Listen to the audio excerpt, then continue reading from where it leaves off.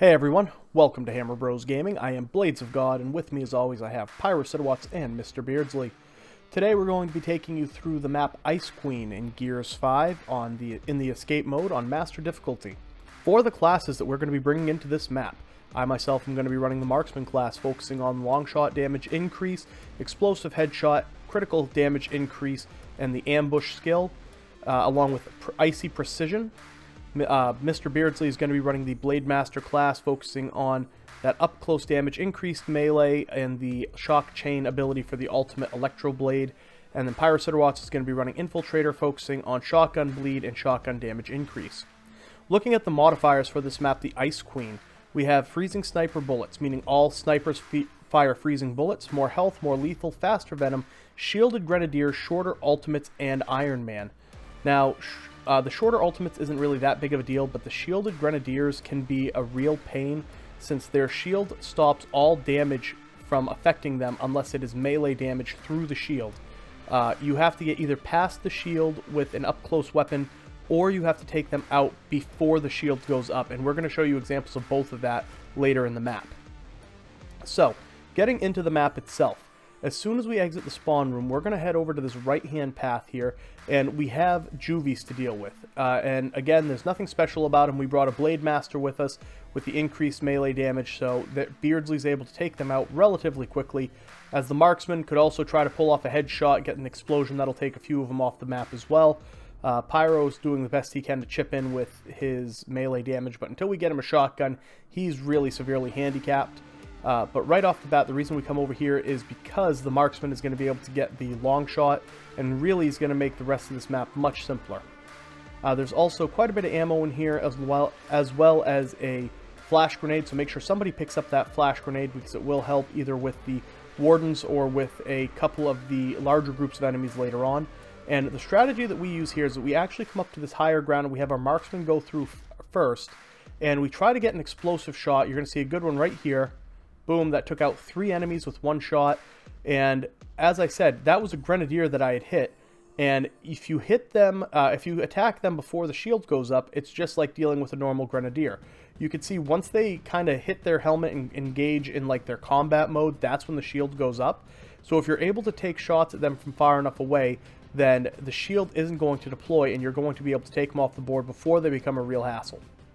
So, we've taken out this first group of enemies. We've got Pyro, who just got himself a shotgun from those Grenadiers, so now he's in the fight. And after we get through this initial area of enemies, we're going to circle around to the right. Be careful, because there is a sniper that likes to camp on the catwalk that was above this last area. In this run, he decided to come over and take cover on the right-hand side right there. Not a big deal, easy enough to get rid of. But we're also going to have a few more juvies to get through. Again, not a big deal. You can see that explosive headshot really does clean out areas very quickly. And we're going to proceed past this sort of combat area to this ammo room over here. Once we clean out this ammo room of, well, ammo and tags and any other weapons that may, or not weapons, grenades that may be in here, we're going to double back on ourselves and actually go across the catwalk that I mentioned earlier, as that's the only way to really progress. So there is a shock grenade in here. Make sure somebody grabs that, as the shock grenades and the flash grenades are easily the most useful grenades in escape mode. And once everyone has loaded up, we're going to double back, and like I said, we're heading across this catwalk. Again, we're going to let the Marksman go first, and that's because we're going to have a long corridor with a lot of enemies coming and a Dropshot Scion. And you want your Marksman to prioritize that Scion. With the icy precision skill and the increased damage buffs that I'm running on my Marksman, 1 active reload shell or shot is enough to take out a Scion, even on Master difficulty. And you can see that explosion actually took another enemy off the map as well. And this right here is what I'm talking about those shields. Thankfully, Beardsley was able to get up there and melee him, and the bleed damage took him down. But the shields really do make things much more complicated when trying to deal with the Grenadiers. So do your best to take them out of commission before the shields go up.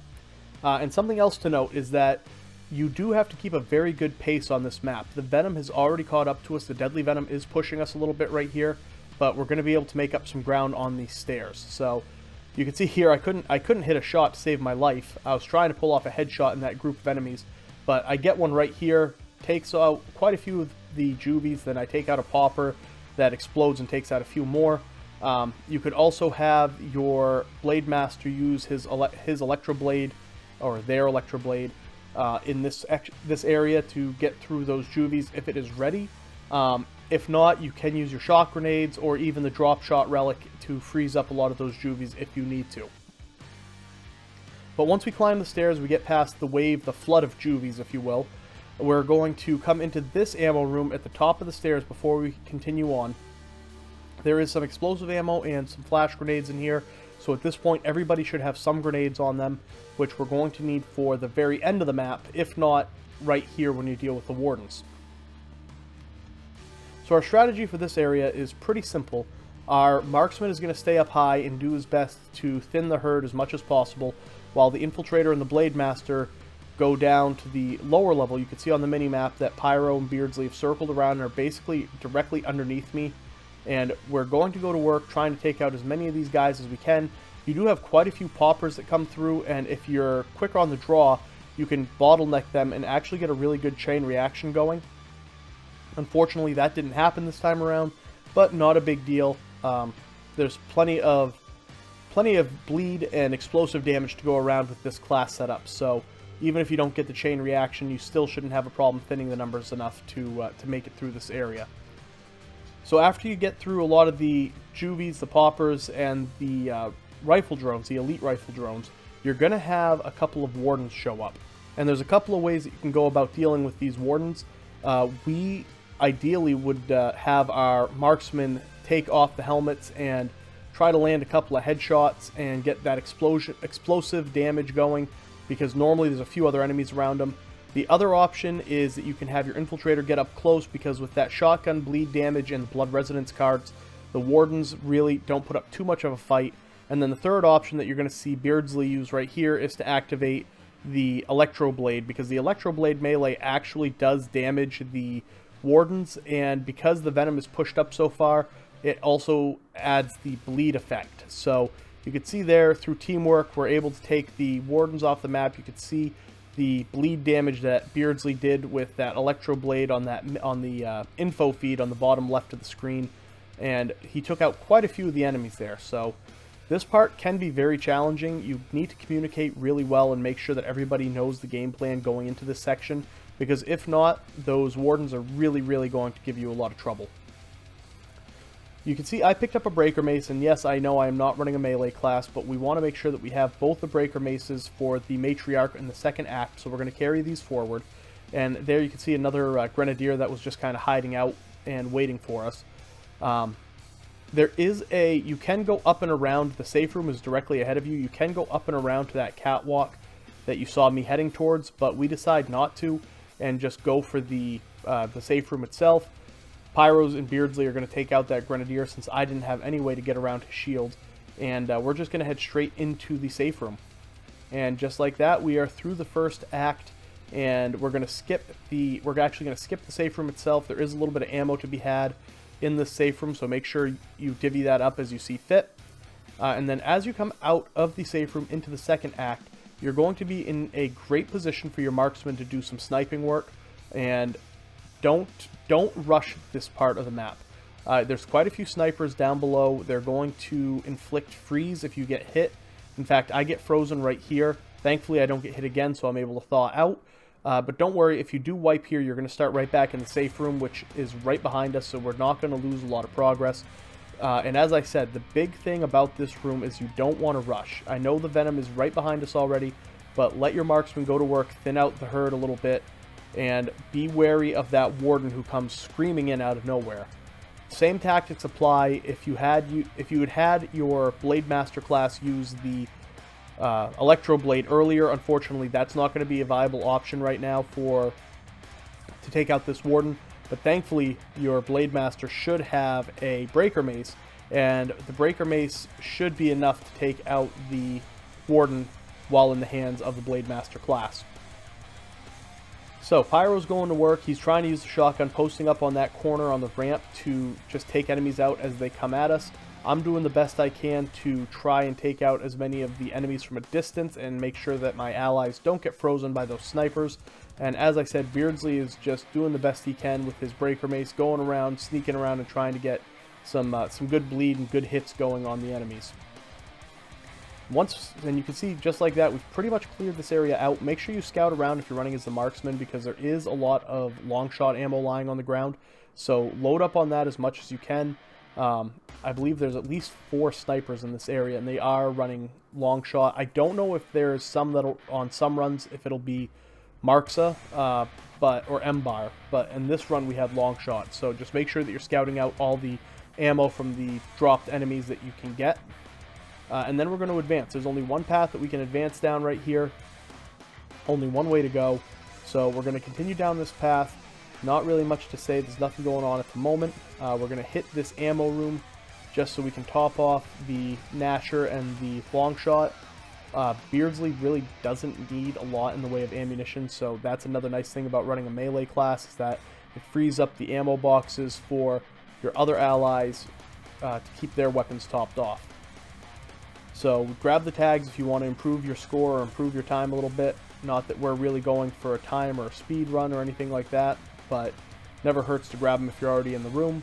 And then you're going to backtrack on yourself, and we're going to head across the elevated platform a little bit that we went under earlier in the second act. And you do want to be careful. This is another area where the marksman is going to take the lead, because we do have a Dropshot Scion, and he has a Dropshot Relic that will freeze you if it hits anywhere near you. And there are some hunters with Marxes up here. So again, it's a great chance. It's a very long open hallway, and a great chance for the marksman to go to work with that explosive headshot and try to get some multi-kills going. And you want to be a little bit, you want to kind of hurry to try to get these enemies taken off the board, because there is another flood of juvies that come at you. These, at this point, it's not really that big of a problem, because we have the Blade Master who has the Breaker Mace, and you have, I myself am actually carrying a Breaker Mace, so we've got, and Pyro has a shotgun. So plenty of options to dispatch the juvies without too much of, without causing too much headache.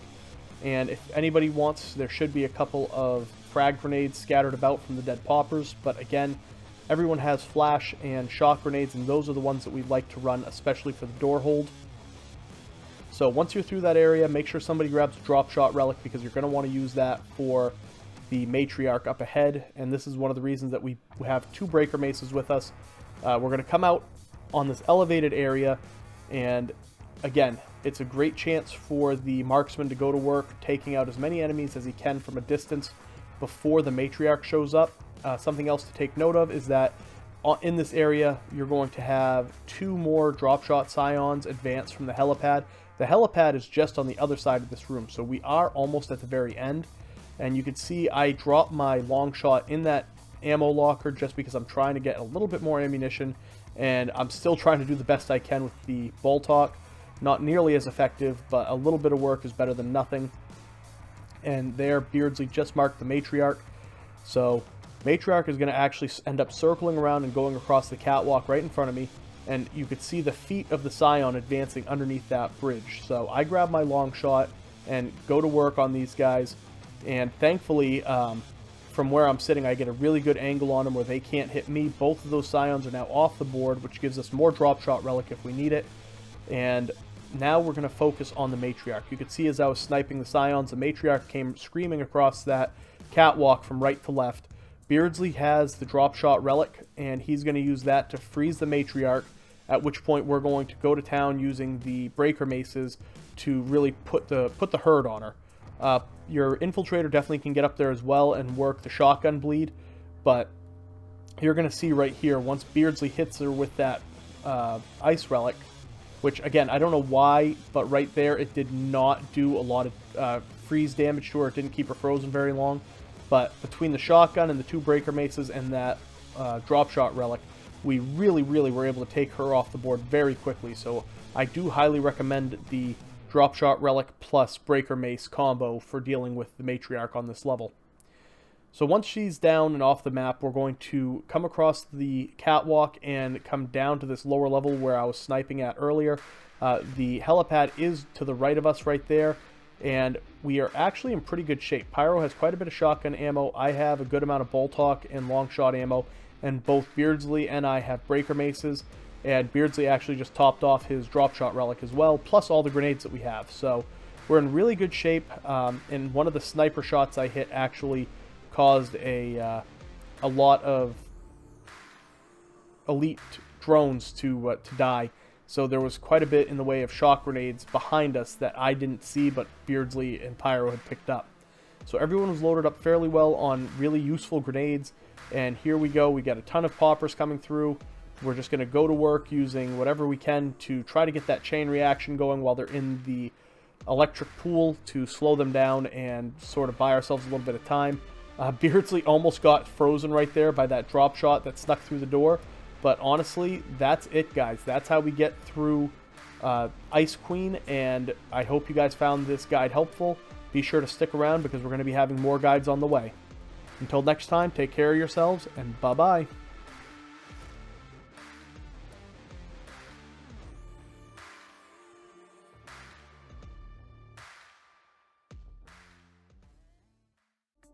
Hey everyone, thank you so much for watching. If you enjoyed this video and want to see more content like this, please like and subscribe. You can also check us out on Twitch at Hammer Bros Gaming. I am Blades of God, and until next time, have a great day everyone.